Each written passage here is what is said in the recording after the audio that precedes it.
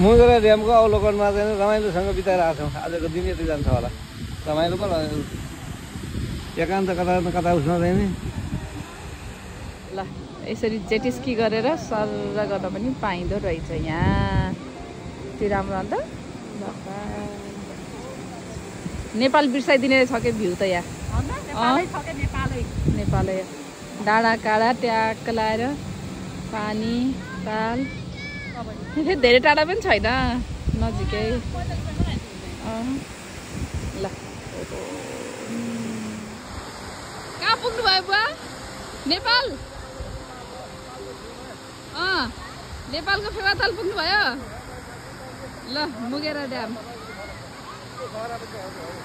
ल